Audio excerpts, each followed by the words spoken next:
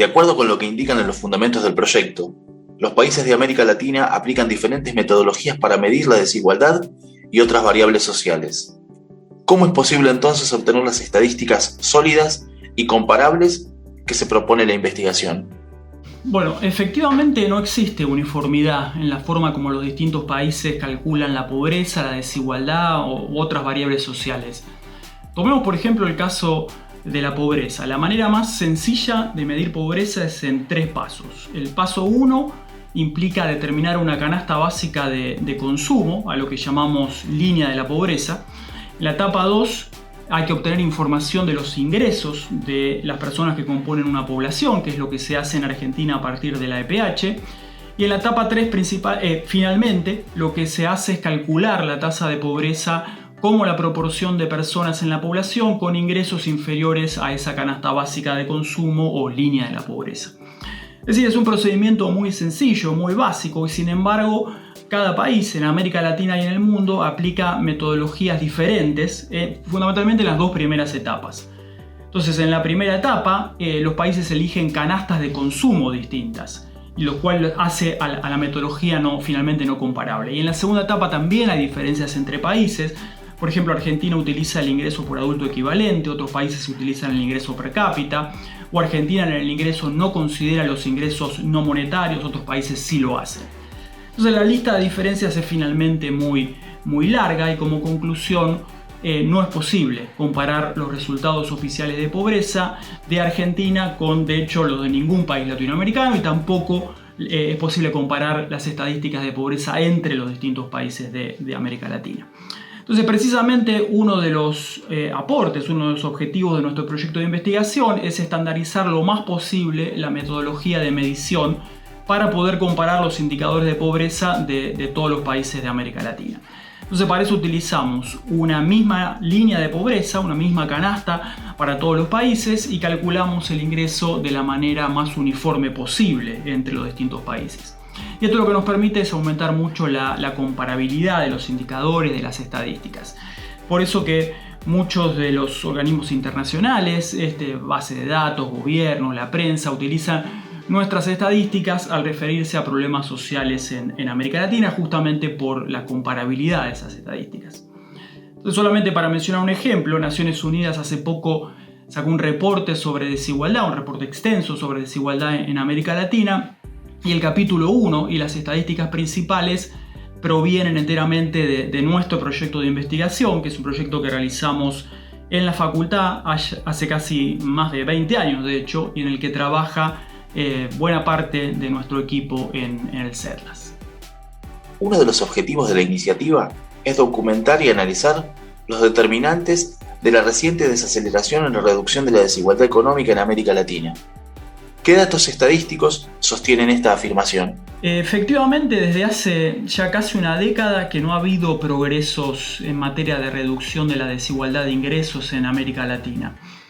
Y esto contrasta con un periodo anterior en el cual, por diferentes razones, entre ellas fundamentalmente una situación internacional muy favorable, la desigualdad de ingresos cayó en todos los países de la región de manera más o menos progresiva entre el año 2003 y 2012 aproximadamente.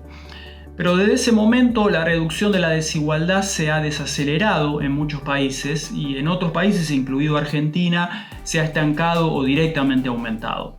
Y todo esto sin considerar el impacto del COVID-19 a partir de 2020, que seguramente ha tenido y tendrá consecuencias desigualadoras bastante significativas.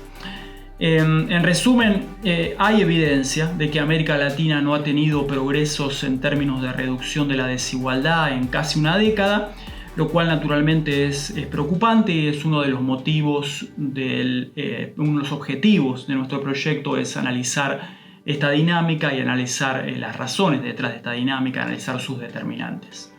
¿Por qué consideran relevante indagar sobre los cambios distributivos en América Latina? La alta desigualdad es un problema en todo el mundo, y particularmente también en América Latina, porque como todos sabemos es una de las regiones más desiguales en el mundo. La alta desigualdad es un problema moral, especialmente si proviene de situaciones de desigualdad de oportunidades o es el resultado de privilegios, de rentas, de corrupción. Pero además la alta desigualdad es un problema en términos del funcionamiento de la economía, puede ser disfuncional a la economía.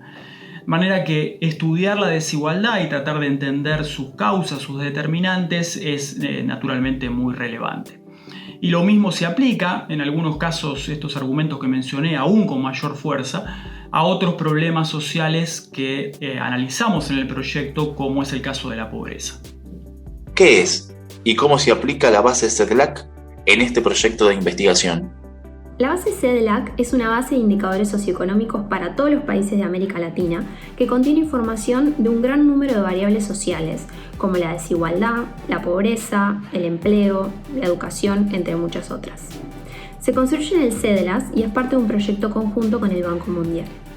Todos los indicadores en esta base se obtienen a partir del procesamiento de las respuestas anuales de cientos de miles de latinoamericanos en las encuestas de hogares de los países de la región.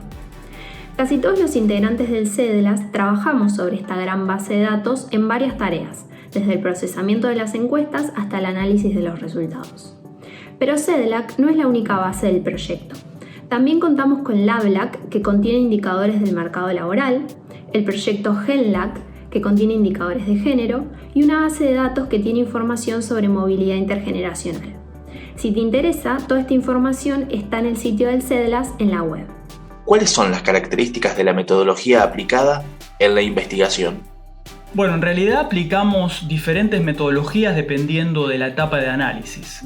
La primera etapa incluye el procesamiento de las encuestas y el cálculo de los indicadores, pero después viene la etapa de análisis y ahí aplicamos metodologías muy diversas dependiendo de los datos que tengamos o del objetivo preciso de la investigación. Así que aplicamos metodologías de descomposiciones, de regresiones multivariadas con datos de panel, evaluaciones de impacto, incluso análisis de equilibrio general.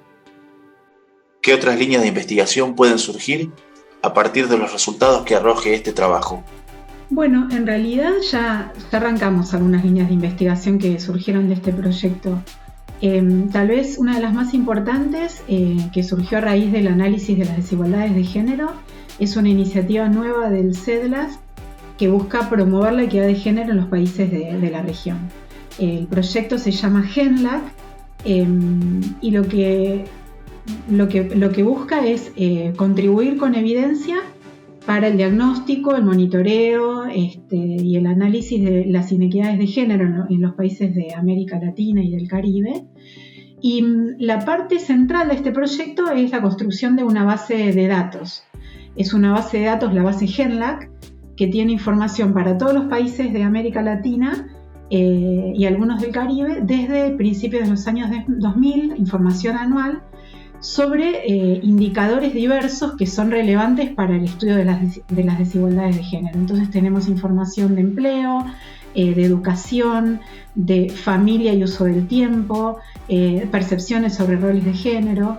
Y lo que hace esta base de datos más valiosa, realmente única, es que esa información, además de estar desagregada para hombres y para mujeres, también está desagregada para grupos poblacionales de acuerdo, por ejemplo, a situación conyugal y presencia de hijos en el hogar, que son factores bien importantes para el estudio de las inequidades de género.